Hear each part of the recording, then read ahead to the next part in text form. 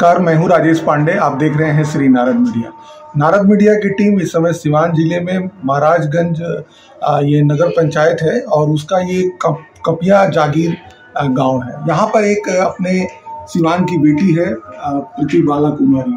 आपने अनुमंडल कृषि पदाधिकारी के रूप में अभी जो कुछ समय पहले परिणाम घोषित हुआ है उसमें आप चयनित हुई हैं। ये हम सब सिवान के लिए गर्व की बात है, बेटियों के लिए ये गर्व की बात है। प्रीति जी, सबसे पहले ये बताइए, भारत अपना कृषि प्रधान देश है और एग्रीकल्चर इज अ कल्चर। जो हम लोग के यहाँ कृषि है वो संस्कृति है। आप इस पढ़ाई को पिछले 10 वर्षों से पढ़ रही हैं। ये बताइए, आप इसको कितना अनुभव करती हैं? मैं खुद एक किसान परिवार से आती हूँ, तो इस चीज़ का जो अनुभव है, और मैं क्योंकि बिहार राज्य है हम लोग का, तो हम लोग इस चीज़ से परे नहीं है, तो ये तो काफ़ी जाना पहचाना सब्जेक्ट था और मेरे पिताजी का इसमें इंटरेस्ट काफ़ी ज़्यादा था, जिसकी वजह से मैं एग्रीकल्चर में गई। लेकिन वहाँ जाने के बाद जो है वो अपने आसपास की जो चीज़ें होती हैं, जो जिसको हम लोग डेली अपने लाइफ में घटित होता है हमारे यहाँ, हम लोग जो खाना खाते हैं, सुबह का नाश्ता करते हैं, जो भी चीज़ें होती हैं उसका क्या इंपॉर्टेंस है हमारे लाइफ में, वो अभी मेरे से बेहतर कोई नहीं जानता। हर एक मसाला में क्या कौन सी माइक्रो न्यूट्रिएंट है वो मुझे अभी पता है, तो क्या यूज है। तो मेरे घर में कोई वृद्ध है, कोई बच्चा है या कोई यंग है, तो उसका क्या डाइट होना चाहिए प्रॉपर, और किस टाइप का वेजिटेबल होना चाहिए, क्या सैलेड में होना चाहिए। तो ये सब जो चीज़ें हैं वो अभी मेरा अपना सेल्फ ग्रोथ हुआ है इस चीज़ को लेकर के। और साथ ही साथ अगर मैं बात करूं कि अगर बिहार जो है वो एक खुद कृषि प्रधान राज्य है, हमारा जो जीडीपी है वो ऑलमोस्ट जो है वो कृषि पे डिपेंडेंट है।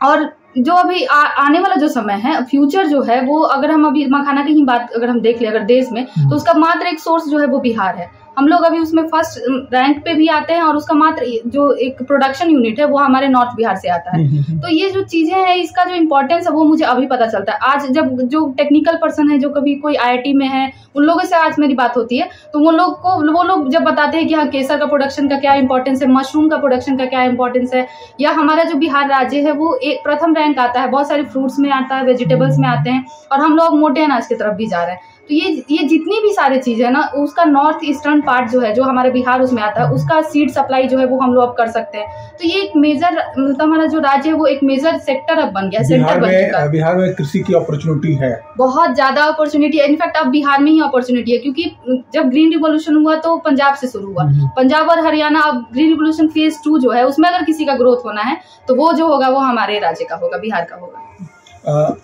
आप देख रहे हैं कृषि को लेकर एक अच्छी खासी शोध है, रिसर्च है, इसकी बानगी आपने देखा। अब हम इनके निजी जीवन से पूछते हैं, ये कृषि पढ़ने का शौक कहाँ से आया, क्यों आया? अब मैं अगर बात करूं तो 12th क्लास तक तो मुझे नहीं पता था कि एग्रीकल्चर भी कोई एक मतलब सेक्टर हो सकता है, एक प्रोफेशन के रूप में। ये तो मुझे बिल्कुल भी नहीं पता था।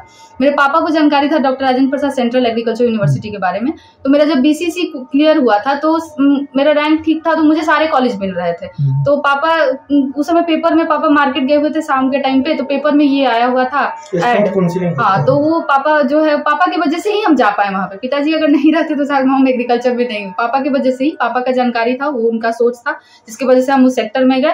और इस सेक्टर में अभी इतना ग्रोथ था, हम लोग का जब एडमिशन हुआ है तो सिवान जिला से हम जाते थे। जैसे मैंने जब मास्टर डिग्री कंप्लीट किया BAU Bihar agriculture university Sabour से, तो वहां पे सिवान से हम लोग 2-3 आदमी ही थे। तो ये जो चीज था ना, तो मुझे लगा कि नहीं, मुझे अब लगता है कि अब ये कितना स्पेशल सब्जेक्ट है, कि इसमें ग्रोथ, सारे बच्चों को मैं ये कहना चाहती हूँ कि इस सेक्टर में भी बहुत ग्रोथ है। और आप जो है जितना मेहनत हम अदर सेक्टर में कर रहे हैं, हमें एग्रीकल्चर में आने की जरूरत है और इसको एक नए तरीके से देखने की जरूरत है। एज ए प्रोफेशन में अगर आप बात करें तो भी, और एक बिजनेस के रूप में तो बहुत ही ज्यादा जरूरत है। ये पुरुष प्रधान समाज है और ये जो कृषि है ये ज्यादातर पुरुषों के लिए है, यानी कि वो ज्यादा परिश्रम कर सकते हैं, लेकिन होता इसके ठीक उल्टा है। महिलाएं ज्यादा काम करती हैं, वो ज्यादा खेत बाड़ी की देखभाल करती है। तो एक लड़की होते हुए इस कृषि क्षेत्र को चुनना और इसमें अकादमिक रूप से इतना आगे बढ़ना, मन में क्या आता था, क्या होना चाहिए? देखिए, मुझे इंटरेस्ट तो काफ़ी आ गया था, तभी मैंने इसमें मास्टर डिग्री करने का सोचा। और उसके बाद मैं नेट क्वालिफाई किया मैंने, और उसके बाद मैं इसमें रिसर्च में के लिए भी मैंने इंटरव्यू भी इसमें दिया हुआ था। मैं PhD के लिए भी सोच रही थी। तब तक मैं BPSC के जनरल प्रिपरेशन में जैसे ही आई, उसके बाद ये वैकेंसी आ गई, तो ये अभी रिजल्ट आ गया।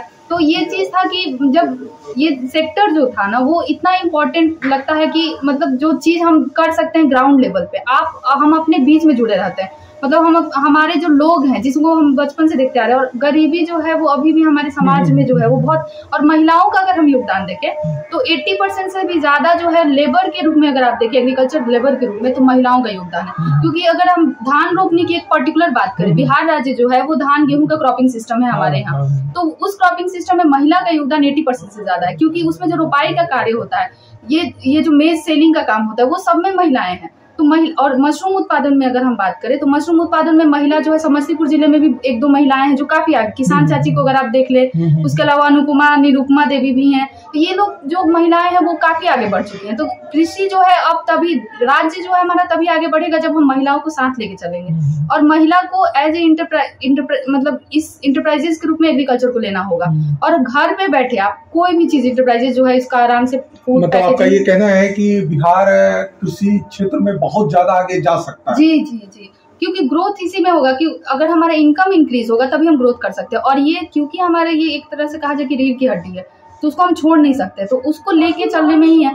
लेकिन जो हमारा लैंड एरिया है उसको हमें ध्यान देना होगा। लैंड एरिया काफी कम हो गया, पर कैपिटा काफी कम हो गया, क्योंकि हमारा पॉपुलेशन ग्रोथ बहुत बढ़ गया। तो हमें ये चीज सोचना होगा कि इस छोटे से एरिया का जो हमारे पास रिसोर्स है उसका मैक्सिमम यूटिलाइजेशन हम कैसे करें। तो वो अगर वो चीज होगा और महिलाएं अगर उसमें अगर अपने आप को लेके आती हैं आगे, तो वो बहुत ही अच्छा चीज। एक प्रश्न और है कि ये जो एक आम आदमी कृषि के बारे में वो कैसे ज्यादा से ज्यादा सूचना प्राप्त कर सकता है, और एक आम गृहिणी अपने घर में कृषि संबंधी चीजों को कितना और कैसे लागू कर सकती है? मैं अभी जिस विभाग में काम कर रही हूँ, मैं एक एक्सटेंशन वर्कर हूँ। एक्सटेंशन वर्कर का काम ही होता है कि जो हमारा न्यू टेक्नोलॉजी है, नया इनोवेशन है, और सरकार की जितनी भी योजनाएं हैं उसको घर घर तक पहुंचाना।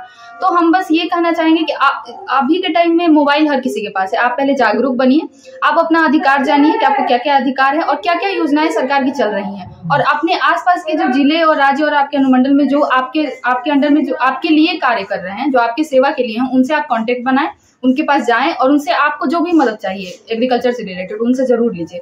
और उसके अलावा अभी टेक्नोलॉजी, क्योंकि हमें चाहिए कि हमारा फार्मर जो है वो आगे बढ़े, तो बहुत सारी बिहार सरकार के द्वारा जो है ना ऐप बनाया गया है, बहुत सारा ऐप है, 3-4 ऐप, जिसमें farmer.chat ऐप है, बिहार कृषि ऐप है। वो अब डायरेक्ट आप जो है वो गवर्नमेंट से लिंक हो सकते हैं। सब चीज अब ऑनलाइन हो चुका है। तो अगर किसी चीज की जरूरत है तो सिर्फ जागरूकता की जरूरत है, वहाँ से हम अपना काम कर सकते हैं। ये प्रश्न, आपने अपनी 10वीं की पढ़ाई कहाँ से की? मैंने अपनी 10th जो है वो सरस्वती विद्या मंदिर केशव नगर महाराजगंज से किया है। महाराजगंज से। और 12वीं मैंने मोहम्मदा इंटर कॉलेज मोहम्मदा से कंप्लीट किया है। मोहम्मदा से कंप्लीट किया है। आगे अकादमिक रूप से क्या करने, मतलब आप क्या करना चाहती हैं आप? अगर मौका मिले तो PhD जो है वो मेरा छूट गया है। और मैं उसमें जाना चाहती थी, बट मैं फिर जॉब में आ गई और ये प्रिपरेशन हो गया। तो अगर PhD के लिए मैं क्वालिफाई करती हूँ, उसके लिए UGC नेट है या जो SRF होता है वो अगर मैं क्वालिफाई करती हूँ तो मैं उस सेक्टर में जाना चाहती हूँ, उसको कंप्लीट कर सकती हूँ। उसके अलावा अदर जो एग्जामिनेशंस हैं उसको मैं चाहती हूँ कि मैं आगे इस पर अपना काम करूँ। और मंडल कृषि पदाधिकारी के रूप में आप काम करेंगी, लेकिन अगर आपको सहायकाचार्य यानी असिस्टेंट लेक्चरर के रूप में अगर काम आपको मिले तो दोनों में से किसको आप प्रेफर करेंगे? जब तक मैं MSc में थी, मैं मास्टर डिग्री कर रही थी, बस मेरा एक ही गोल उस समय था कि मुझे PhD कंप्लीट करके असिस्टेंट प्रोफेसर ही बनना है। लेकिन मैं 4 साल से काम कर रही हूँ एज एक्सटेंशन वर्कर। मतलब वो सबसे लोएस्ट ब्लॉक का लेवल होता है जिसमें हम लोग डायरेक्ट फार्मर से कांटेक्ट करते हैं। वो जो चीज़ें होती है ना, वो शायद मुझे लगता है यूनिवर्सिटी में नहीं हो पाएगा। मतलब हमारा जो कांटेक्ट होता है हम लोग फार्मर से, मैं पुनपुन ब्लॉक में जो हमारा 14 पंचायत है, उस 14 पंचायत में हम लोग हर ब्लॉक में हर विलेज में विजिट करते हैं, और वहाँ पे क्या क्रॉपिंग सिस्टम चल रहा है, वहाँ के क्या फार्मर हैं, कितने फार्मर हैं जो मछली से जुड़े हुए हैं, कितने फार्मर हैं जो उद्यान से जुड़े हुए हैं। और आप एक ऐसा आदमी जिसके पास बिल्कुल भी पूंजी नहीं है, एक ऐसा किसान जिसके पास बिल्कुल भी जमीन नहीं, उसको अगर आप चाहें तो 1 लाखपति किसान बना सकते हैं। इतनी सरकार के पास योजनाएं हैं।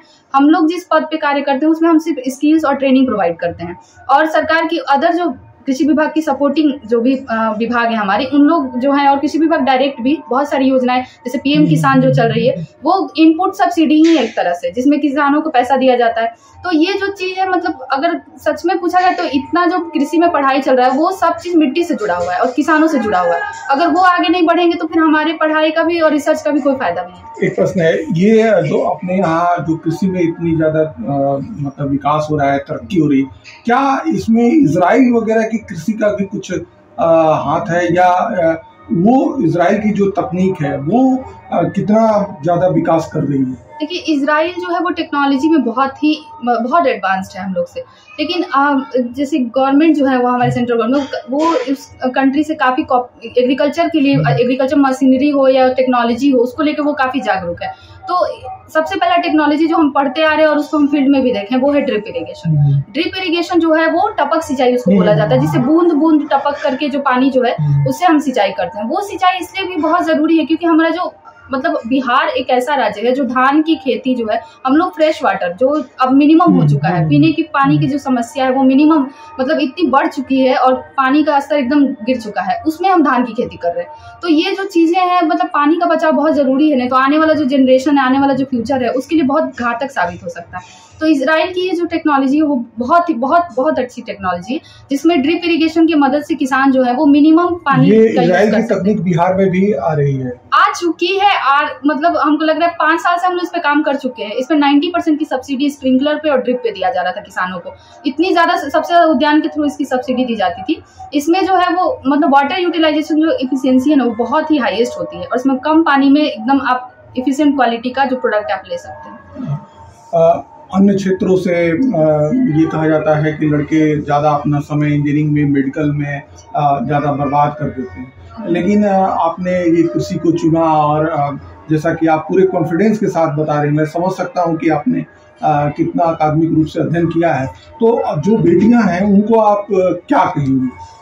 देखिए, मेडिकल लाइन जब हम लोग थे तो हम लोग भी घर पे और महाराजगंज के एरिया में सिर्फ 2 ही चीज़ सुनते थे कि एक डॉक्टर आप बन सकते हैं, इंजीनियर बन सकते हैं। हमारी फैमिली में डॉक्टर का माहौल मतलब था कि पापा बोले कि अगर नहीं हुआ तो क्या होगा। हम लोग थोड़ा सा में फाइनेंशियल वो था, पापा बोले कि मैथ्स में बहुत ऑप्शन था तो मैंने मैथ्स ले लिया था, तो वो जो चीज़ था। लेकिन अब ऐसा नहीं है, मतलब अभी के बच्चों को मैं ये कहना चाहूंगी, मेडिकल तो बहुत टफ हो चुका, बहुत ज्यादा टफ। हमारे टाइम पे 550 में MBBS मिलता था, लेकिन अभी 720 पे 20 नंबर आ रहे हैं बच्चों को, तो टफ तो है। बट लेकिन योगदान हम अगर देखा जाए तो लास्ट स्टेज पे जो है ना, वो हम या तो अपने राज्य को देना चाहते हैं, नहीं तो वो एक अंतिम आदमी जो खड़ा है उसे हम आगे लाना चाहते हैं। तो अगर ये आपकी अगर सोच है ना, तो मुझे नहीं लगता कि हम वो MBBS से ही कर पाएंगे। आप वो एग्रीकल्चर में भी कर सकते हैं, और मुझे लगता है एग्रीकल्चर अभी सबसे बेस्ट ऑप्शन है, जिससे क्योंकि यही एक सेक्टर है जिसमें अभी सबसे पिछड़ा आदमी जो है जुड़ा हुआ है, क्योंकि इमिग्रेशन जो है वो बिहार की सबसे बड़ी समस्या है। आप जब हमसे बात कर रही हैं, आपका जो लोग साक्षात्कार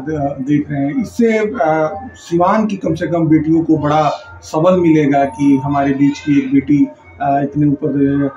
ये एक अंतिम बात उनको क्या कहेंगी, उनको कैरियर के रूप में? कैरियर के रूप में मैं ये कहना चाहूंगी कि आप जो भी फील्ड चूज करना चाहते हैं, ड्रीम आपका जो भी है, बस उसे आप खुद अंदर में क्लियर करें। पेरेंट्स से ज्यादा जरूरी बच्चों को क्लियर करना है, और बहुत टाइम लगता है। मुझे भी सफलता बहुत नहीं मिली है, ऐसा नहीं कि मैं बहुत अर्ली ले ली, बहुत जल्दी, ऐसा कुछ नहीं। समय बहुत लगता है, लेकिन समय के साथ ये है कि कंसिस्टेंसी बहुत जरूरी है और टाइम मैनेजमेंट करते रहें। और फेलियर तो होता ही आदमी, मैंने बहुत सारी एग्जामिनेशन दी है जिसमें मेरा रिजल्ट नहीं हुआ, बहुत सारी। ये मेरी, हमको लगता है 4-5 नंबर पे आता है ये जो एग्जाम मैंने निकाला है। तो जो असफलताएं हैं उससे हमको लगता है हमको सीखने की जरूरत है, और बाकी जो लोग हैं उससे प्रेरणा लीजिए। और जो रिसोर्स है उसका, अभी रिसोर्स मैनेजमेंट भी बहुत जरूरी है, क्योंकि ऑनलाइन इतनी सारी चीजें अवेलेबल है कि आप कंफ्यूज हो जाइएगा। तो वो फिक्स करें, और हमको लगता है कि अगर किसी का मार्गदर्शन मिले तो आप जरूर लें, और अपने ड्रीम के पीछे मुझे लगता है उसमें कार्य करें। आप देख रहे हैं, ये प्रति के पिताजी हैं ओम प्रकाश तिवारी जी। आप मूल रूप से यहीं के रहने वाले हैं, आप किसान हैं। बेटी ने एक उपलब्धि हासिल किया है, अवश्य ही हासिल किया है। ये आपके लिए नहीं, हमारे समाज के लिए बहुत आवश्यक है। लड़कियां जब सबल होती हैं, लड़कियां जब स्वतंत्र होती हैं, अपने आप में उनको निर्णय लेने की क्षमता है, कि ये हमारा समाज का बहुत बड़ा चीज़ है। कैसा लगता है? देखिए, जब जीवन में किसी भी माता पिता के जीवन में बच्चे जब उन्नति करते हैं, विकास करते हैं, आगे बढ़ते हैं, कोई बड़ी सफलता मिलती है तो बड़ा सुकून मिलता है, बहुत अच्छा लगता है। बहुत अच्छा लगता है देख करके सुन करके। अगर हमारे आसपास में भी हम लोग बहुत पॉजिटिव ख्याल का आदमी हैं, अगर किसी हमारे इष्ट मित्र का भी कोई लड़का अगर सफल होता है तो भी अच्छा लगता है। लेकिन अपना एक ग्रामीण समाज है, इस समाज से बेटियों को यहाँ से 100 किलोमीटर 200 किलोमीटर दूर भेजना पढ़ने के लिए, ये करना कैसे, मतलब क्या? देखिए काम कठिन है, इसमें बाधा विघ्न बहुत ज़्यादा है, बहुत अड़चन है, लेकिन ये सारी बाधाओं को पार करके हम लोग यहाँ तक पहुँचे हैं। दूसरी बात है कि कुछ अपने बच्चों पर भरोसा भी रखना है कि बच्चे गलत लाइन में नहीं जा सकते हैं, चाहे भटक नहीं सकते हैं। इसी का परिणाम है कि ये लड़की यहाँ तक पहुँचे। एक अंतिम प्रश्न, अपने माता पिता भाई जो घर में हैं, इनके लिए आप क्या कहेंगी? मेरे पास, मुझे नहीं लगता कि मैं शब्द में इन लोगों का किसी का भी धन्यवाद या व्यक्त कर सकती हूँ, लेकिन मैं मतलब मुझे लगता है कि अगर इन लोगों का सपोर्ट नहीं रहता तो मैं यहाँ नहीं होती।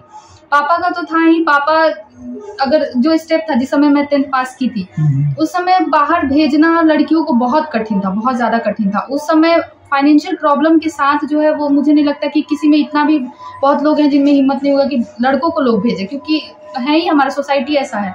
लेकिन फिर भी पापा ने ये स्टेप लिया, ये मुझे दिमाग में हमेशा रहता था कि नहीं, ये जो चीज़ था ना, ये मेरे लिए, क्योंकि वो क्रिटिकल टाइम था। अगर उस समय पापा स्टेप नहीं लेते तो मैं यहाँ कभी नहीं आती। तो अब भैया लोग हैं, अगर उनका सपोर्ट नहीं रहता तो मैं ये कभी नहीं कर पाती। अपने समाज में किसान सबसे बड़ा है, किसान सबसे बड़ा है। हमारे यहाँ नौकरी करना प्रतंत्रता है, गुलामी है। ये किसान केवल खेत में ही काम नहीं करता है, वो देश का भविष्य भी तय करता है। और अपनी बेटी को एग्रीकल्चर पढ़ाना और यहाँ से बाहर भेजना और ऐसे फील्ड में भेजना जिसकी बहुत चर्चा हम लोग के समाज में नहीं होती है, और वो भी एक बेटी के लिए। ये पुरुषों का वर्चस्व है इस क्षेत्र में, इस फील्ड में पुरुष का ही ज्यादा वर्चस्व है, स्त्री का वर्चस्व नहीं है। और जैसा कि बता रहे हैं पिताजी कि पुरुषों का इसमें वर्चस्व है, लेकिन और सबसे बढ़ के इस प्रीति का ये कमाल है, और नाम से भी, और यही सुंदरता है एक बेटी की, यही सुंदरता होती है समाज के लिए, अपने परिवार के लिए। तो मैं इनके बारे में बस यही कह सकता हूँ कि जब मन बना लिया है उड़ान का तो फिजूल है कदम अपना आसमान का। और आप नारद मीडिया ये आपसे बिल्कुल सम्मानित भी करें। ये आपको बिल्कुल ये कहता है कि आप दिन रात आगे बढ़ती रहें, समाज की थोड़ी बहुत सेवा करते रहें और आगे आप बढ़ती रहें।